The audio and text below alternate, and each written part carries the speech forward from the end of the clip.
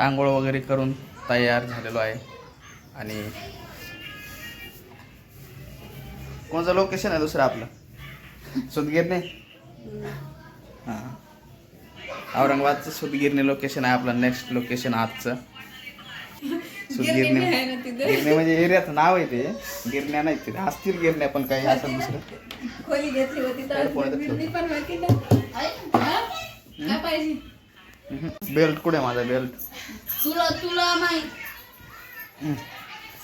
हा बेल्ट मलाच माहित ना. मग इथं नाही ना रे. हाय आहे,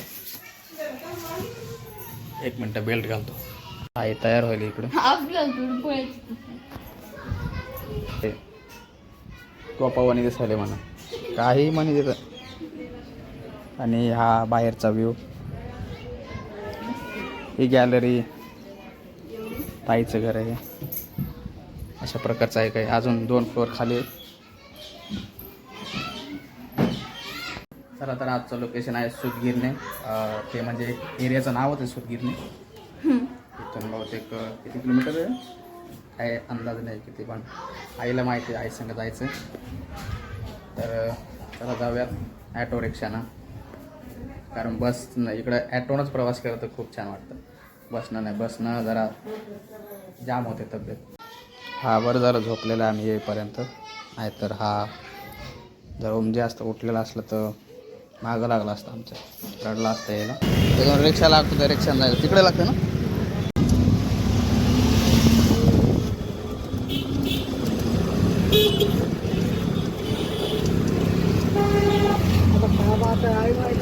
तर जस्ट आपण उतरलेलो आहेत रिक्षामधून आणि चालू आता घराकडे.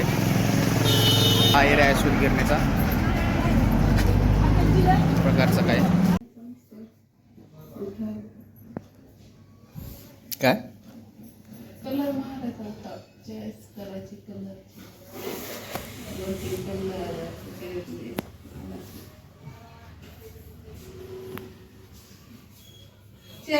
बनव.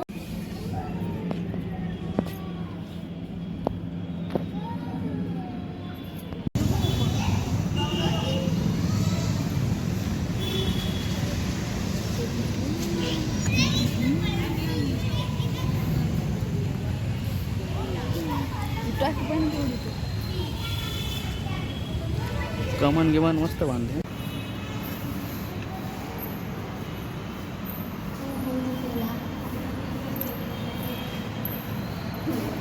पूर्ण फॅन वगैरे खाली चमकायला.